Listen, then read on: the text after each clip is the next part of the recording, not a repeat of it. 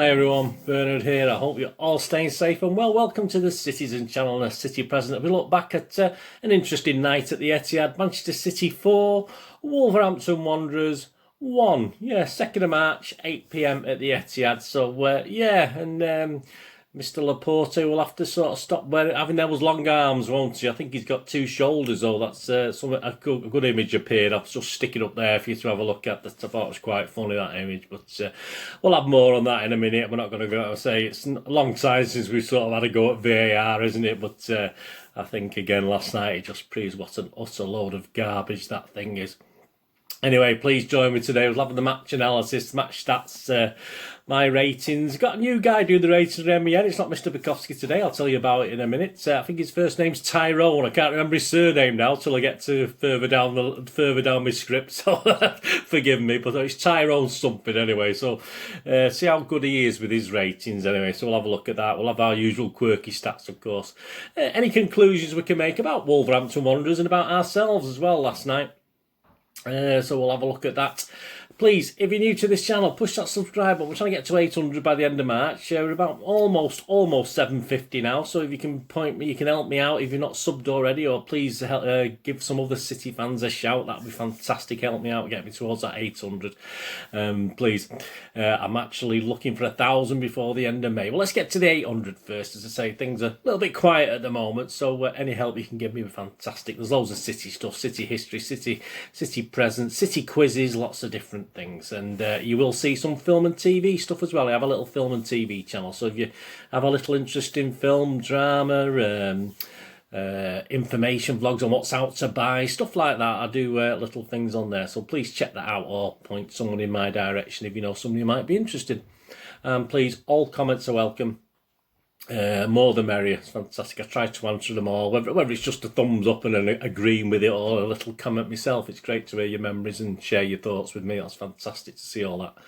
And please, if you can't give us a comment, give us a little thumbs up. That'd be great. That'd be fantastic. And there was some links for Facebook and Twitter as well. So if you follow and friend me on there, do check every 3 and 4 days and follow and friend everyone back. Right, let's go up to the dealings of last night, shall we? So let's have match officials. Let's have a quick look at the match officials before the game started. Referee, of course, was Chris Kavanagh. I thought he did okay last night, actually. Assistants, Lionels with Adam Nunn. Sean Massey Ellis. She didn't do too much wrong last night. Kept a special eye on her. She likes that other side of the Etihad, doesn't she? She always seems to run down that the Colin Bell stand side, doesn't she? But there you go. Perhaps you have favourite sides like I used to have. If you played football like me, I mean, obviously we didn't play in a stadium much, did we? I mean, I did once or twice, but we didn't play in a stadium much. But we always used to have favourite ends, didn't we, as players? Well, I did anyway as a keeper. Did you as a player as well? I used to like kicking towards a certain end. I think the City players have proved that, haven't they? Because obviously they never liked kicking towards the singing section in the second half. They did do it a couple of times, but I don't think it quite worked. So they went back to the kicking towards the family stand, didn't they? Anyway, whether Lionels have it or not is another matter. But there you go. I've digressed. Fourth official, Anthony Taylor. Yeah, I think he's the ref against United, isn't he? Yeah. VAR, Craig Pawson. Assistant VAR, Stephen Child. Right, City starting lineup. Yes, 6 changes to the West Ham game. Pep's warning us about this, isn't he? So I was quite surprised by 1 or 2 of them. Edison, Walker, Diaz, Laporte, Cancelo, Rodrigo, Bernardo, Kevin De Bruyne as captain, Mahrez, Sterling and Jesus. On the bench, a great bench again. Stephen, Stones, Gundogan, Aguero, Zinchenko, Torres, Fernandinho, Foden and Garcia. No, I won't do that. Well, that'll be Aki, won't it? Hopefully, if he gets fit in the next few days or weeks, however long it's going to take. Yeah, I only got 6 right. I mean, absolute waste of time. I thought I'd get at least 7, but I only got 6 right. I mean, I still don't have any idea about the Derby lineup, although looking at those subs, I would expect, although last night, great, how can you start dropping players? But he's going to have to, isn't he? I expect Stones to return. I expect Gundogan to start for the Derby. Zinchenko, a possibility. And I expect Foden to start off for the Derby. So there's 3 places that at least, plus perhaps with Zinchenko, 4 places that he's going to make to last night's team. What do you think anyway? That's my impression of it. Obviously, we'll get, when I do the preview of the United game, we'll have a bigger talk about that. Yeah, I expect Aguero to be sub again against United, to be honest with you. I don't expect him to start. He didn't even get a chance last night, did he? But all our goals came a little bit too late to take that chance, probably, of putting him on. Any pre-match social media talk? Well, Kyriot Ferrenholic, he said, in Gundogan's absence, Kevin must step up, no excuses. It's funny that, isn't it? We were asking other players to step up when Kevin was out. Sad that 65 million Benjamin Mendy is no use to this team. It is a little sad, but I think Pepper might bring him back at some stage. He must be the first one out come summer. Disgusting, but I think that's disgusting not at Mendy, just at the actual thing. But hey, these things happen. I mean, that's football, isn't it? Players grow, players improve, players don't quite make it. That's just one of those things. I don't think that the word disgusting is a bit harsh, mate. George at Ferren Force. Mahrez is in great form, so why wouldn't he start? Absolutely. Some people whinging about Mahrez, and he proved his point, didn't he? Fantastic performance last night. Match summation and stats. Here we go. First 45 minutes. We've got Mr. Phil Banerjee obviously commenting on the goals today, because there's plenty of them, so that's good. We only had didn't have many the other night, did we? But there you go. He sort of missed out. I did my review before he actually published his, so fortunately we didn't miss out on much. But he's back with us tonight. First 45 minutes. 2 minutes. Sterling was through, wasn't he? A good ball through, and the keeper blocked well on the angle there. We could have been a better finish, but he did okay, hit the target. 8 minutes, a sort of limping KDB. He took a little bit of a knock. He was fine, wasn't he? The commentator said KDB's down, and my heart leapt a little bit, but he was up and okay. He had a shot deflected wide on 8 minutes. And then it was 1-0 on 15, and I thought we'd sort of go on from there, to be honest with you. Rodri played over to Phil Banerjee. Rodri played a beautifully measured, lofted pass, which Mahrez brought under control, crossed, and then Donker got the touch before Sterling could tap in, but it was into the back of the net. I mean, Sterling would have probably blasted it over, so Donker should have left it. There you go. 1-0, we'll take that. Yeah, and then it was really a bit of him uffing and puffing, wasn't it? And then we had the Laporte goal, it's all Laporte's fault. He's got two shoulders. I'm sorry, that ball was there. That line on that VAR thing was here. I mean, can you score with there? Isn't that handball? I thought it was here. I don't know. But then you look at where the ball's coming off the header. Was it Bernardo's header?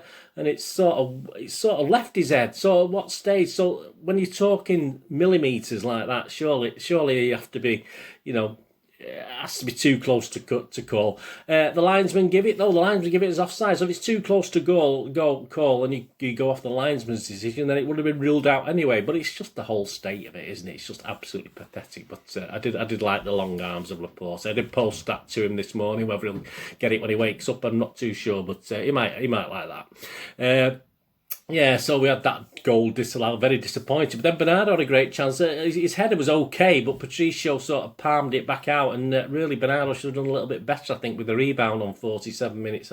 He blasted over, a bit disappointed with that. 2-0 at half-time, would have been a little bit more comfortable. I did say at half-time, will we rue that offside goal and Bernardo's late chance? And Wolves, we know Wolves, their own fans have said they sort of turn off for 30 minutes of games, and obviously I couldn't envisage them being as bad as they were in that first half in the second half, because obviously surely that was the half where they turned off. So yeah, it was comfortable for City. Wolves never looked as it's going to be any problem, did it? But we needed to make something count early on in the second half to settle our nerves, I think. Into the second half, 51 minutes. Patricio had a great game, didn't he? Patricio saves well from Sterling and a KDB combination. 54 minutes, an okay save from Patricio that time, but as I said, he made at least 3 or 4 really good saves.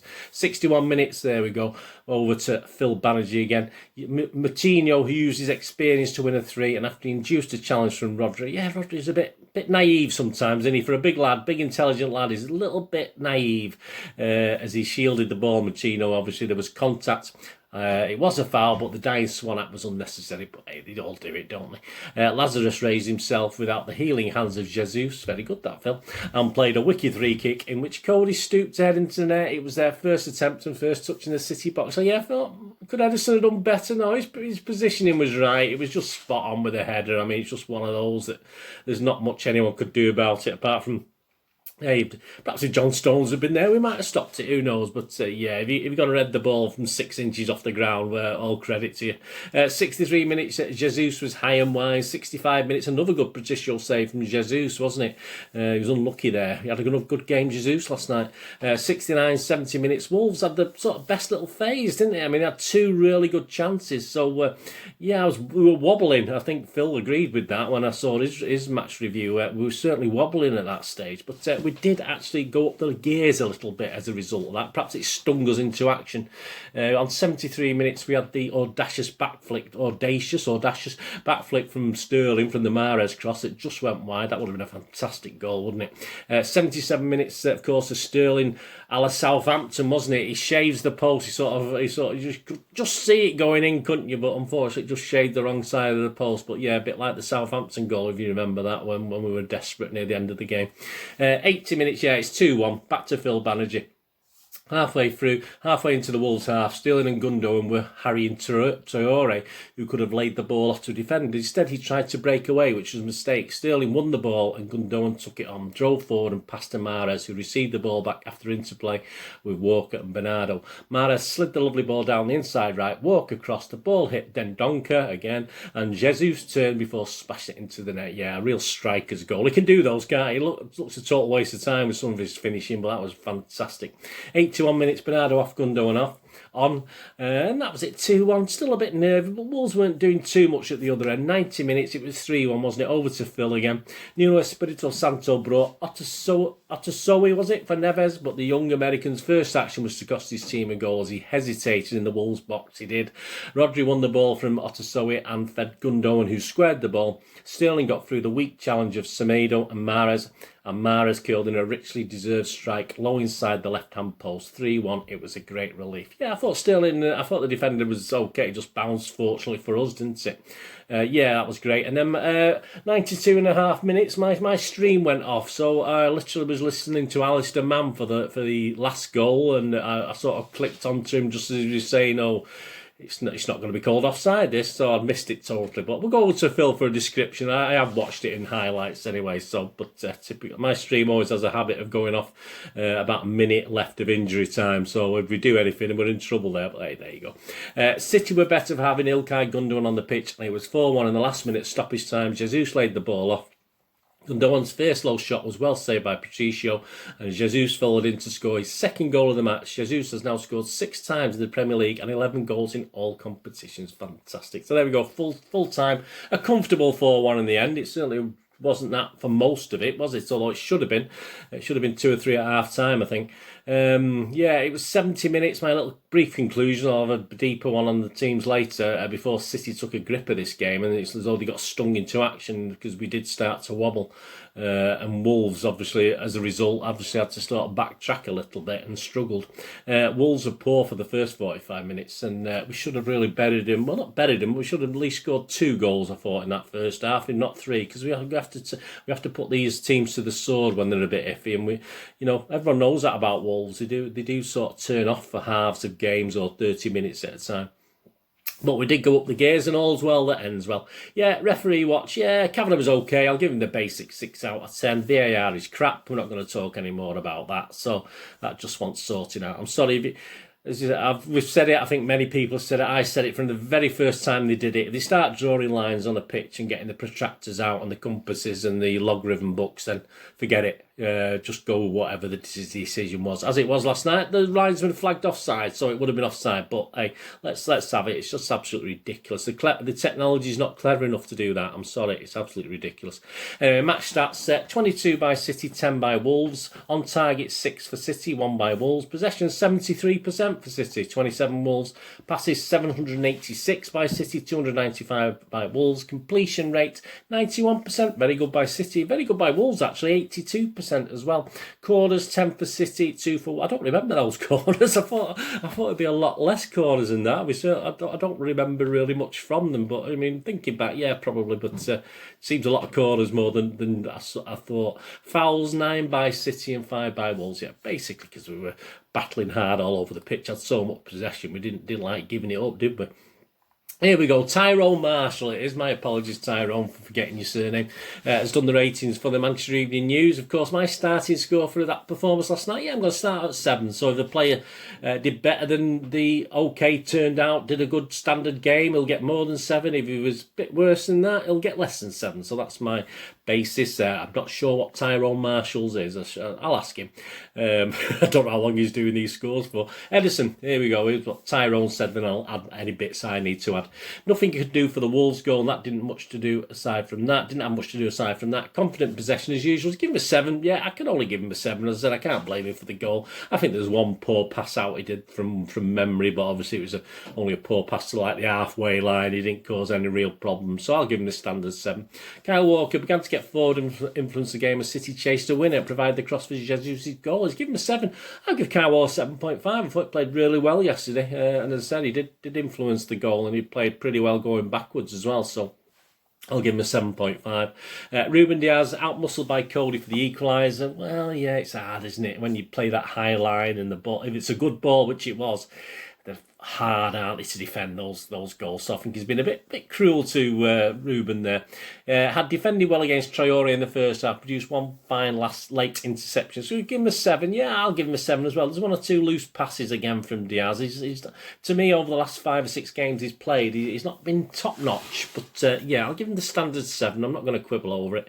I'm Eric Laporte, aren't we all? Unfortunate to have a goal ruled out. Carried the ball forward well in the first half when Wolves defended deep. Yeah, so just give him a 7. I've given him a 7.5. I thought he was unlucky with that goal, and I thought he was very, very solid. So I'm going to give him half a point more than the average. Cancelo played as a left winger at times and almost created a goal for Sterling in the early stages, but influence waned as the game went on. Yeah, he's only given him a 6. Yeah, I'll give him a 7. He was okay. I'm not going to say he was that fantastic. He obviously wasn't as influential as he has been, but I'll give him the standard 7. He didn't do anything much too wrong. And the only guy I perhaps have given less than a 7 to, Rodri. Excellent pass in the build-up to City's opening goal, and use of his ball was good, but he did give away the foul that led to the equaliser. I mean, he did give away 3 or 4. I mean, at least he lost the ball at least 3 times. I've Pep pulling his hair out, and not that he's got any hair to pull out. Tyrone's giving him 6. I'm just going to give him a 6 as well. I thought he was caught in possession. It could have been worse for us, and there was certainly not much in the way of anything else, was there? I thought it was okay, but as I say, I'm only going to give him a 6 because I just thought it was a bit slow and a bit lumbering and a bit, I didn't see him behind me sort of thing. So there you go. KDB, 1 misplaced pass in the first half. Had Guardiola thrown his arms up in disgust. Some fine moments, but still looked a little below the brilliant stance he usually sets. He is well below, yeah. Simon's given him a 6. Tyrone's given him a 6. I'll give him a 7. I'm going to be generous, allowing for the fact he's coming back and trying to get back up to speed. But he wasn't that great again last night. 1 or 2 things worked, but most things sort of went out of touch for a goal kicks, didn't they? That he tried. Well, perhaps him and Cancelo was the same, wasn't he? He was trying to be a Kevin De Bruyne at times as well, and his stuff was going out for goal kicks.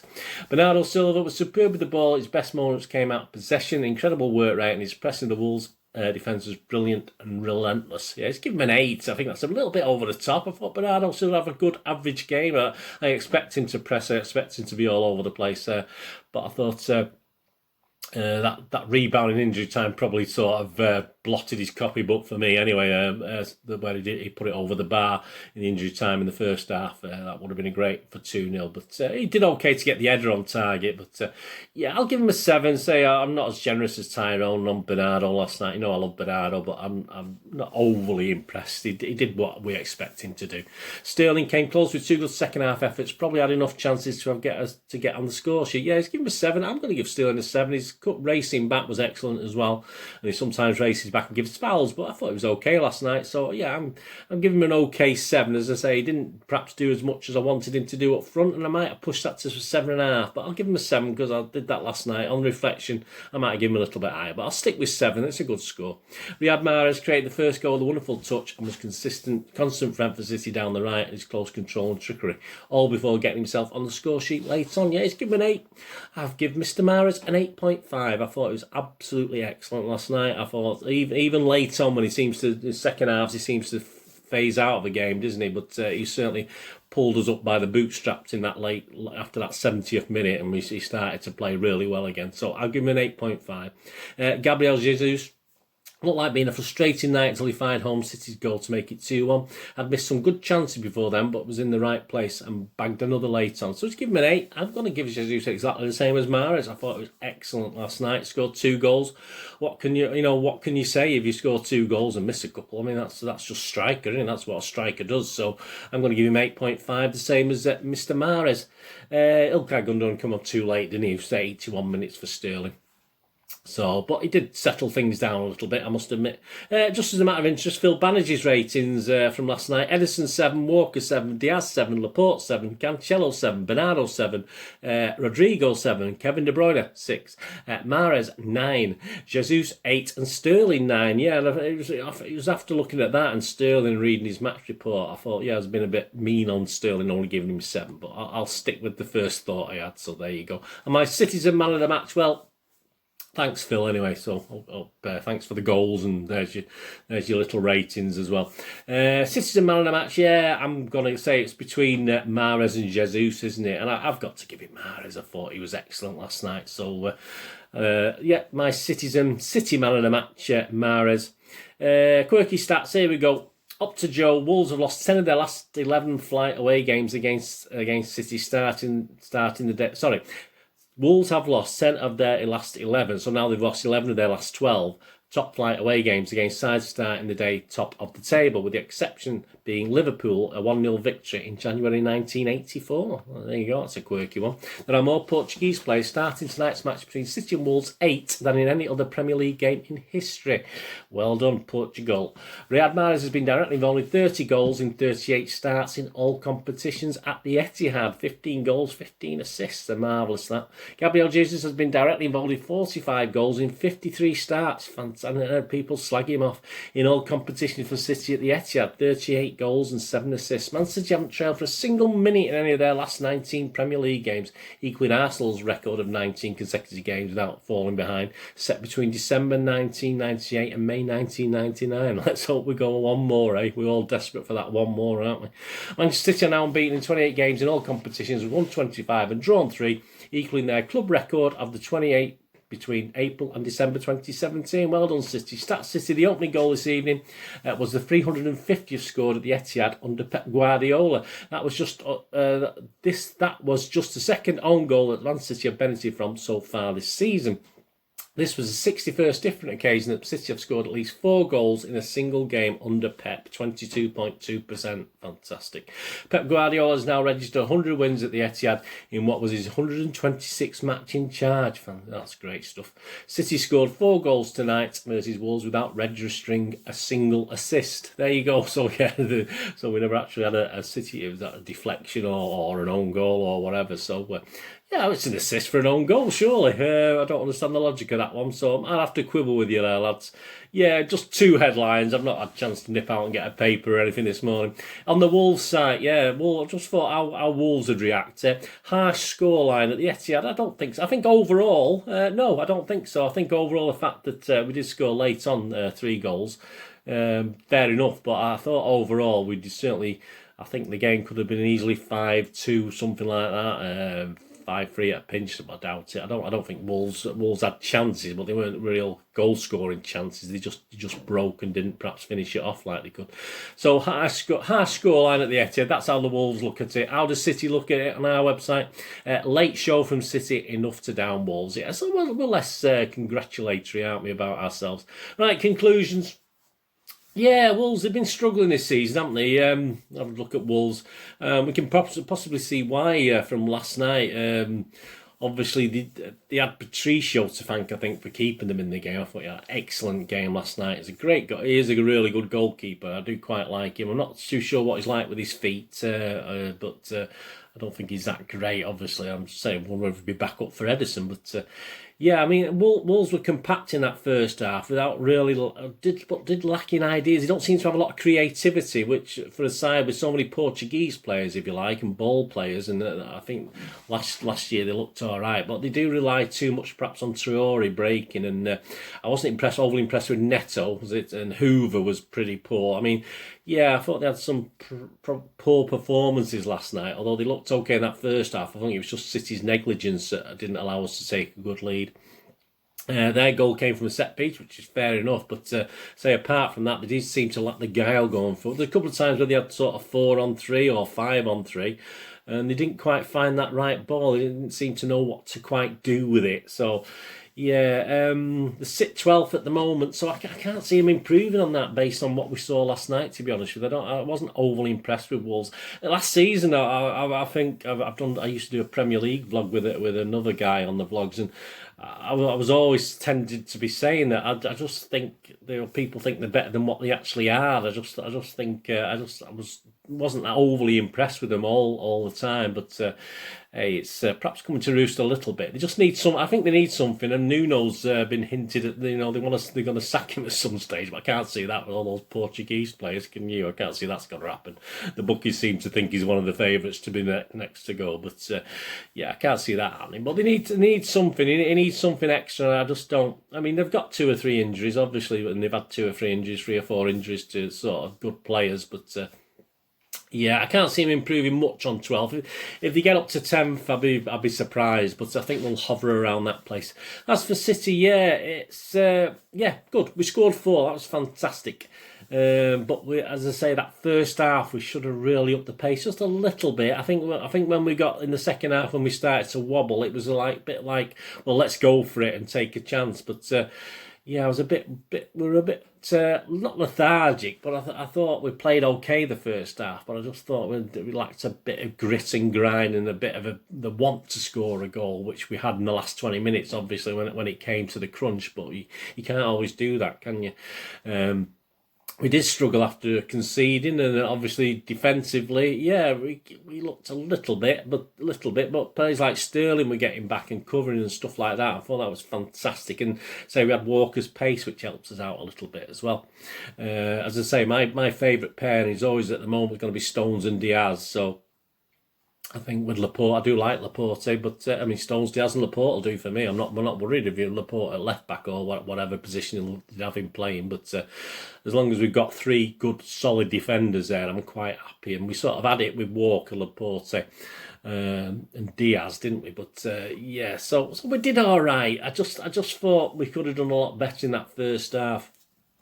And I think we were fully deserving of the 4-1, as I said. I think we were fully deserving of the victory, perhaps more than the West Ham game. I mean, the West Ham game, I think, we could have easily drawn that or even lost to West Ham. I thought against Wolves we were far better, and I think West Ham are a far better team than Wolves, which is what we saw last night, didn't we? But we did what we had to do. I mean, at worst now, there's 11 games left, and we still, obviously, at worst, if obviously United beat us, there'll be 10 games left.